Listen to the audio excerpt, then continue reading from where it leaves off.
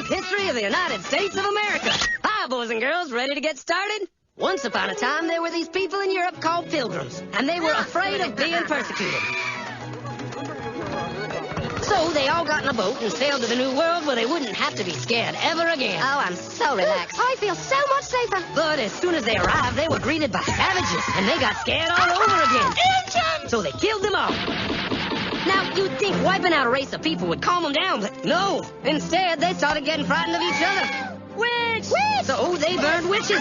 In 1775, they started killing the British so they could be free. And it worked, but they still didn't feel safe. So they passed a Second Amendment which said every white man could keep his gun. I loves my gun. Loves my gun. Which brings us to the genius idea of slavery. You see, boys and girls, the white people back then were also afraid of doing any work. So they went to Africa, kidnapped thousands of black people, brought them back to America, and forced them to work very hard for no money. And I don't mean no money like I work at Walmart and make no money. I mean $0. Nothing. Not a zip. Doing it that way made the USA the richest country in the world. So did having all that money and free help calm the white people down? No way. They got even more afraid. That's because after 200 years of slavery, the black people now outnumbered the white people in many parts of the South. Well, you can pretty much guess what came next. The slaves started rebelling. There were uprisings, and old master's head got chopped off. And when white people heard of this, they were freaking out and going, I want to live. Don't kill me, big black man.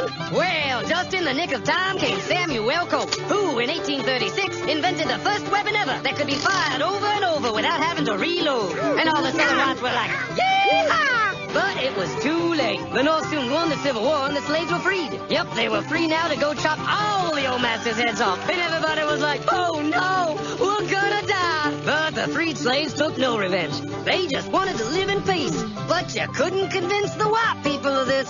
So they formed the Ku Klux Klan. And in 1871, the same year the Klan became an illegal terrorist organization, another group was founded, the National Rifle Association. Soon politicians passed one of the first gun laws, making it illegal for any black person to own one. It was a great year for America, the KKK and the NRA. Of course, they had nothing to do with each other, and this was just a coincidence. One group legally promoted responsible gun ownership, and the other group shot and lynched black people. And that's the way it was all the way to 1955, when a black woman broke the law by refusing to move to the back of the bus. White people just couldn't believe it. Huh? Well, I won't say no. What's going on? Man, all hell broke loose. Black people everywhere started demanding their rights, and white people had a major freaky feel meltdown. And they were all like, run away! Run away!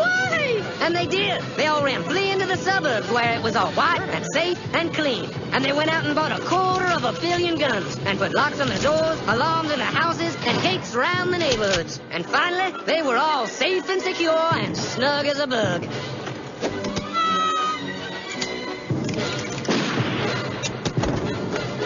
And everyone lived happily ever after.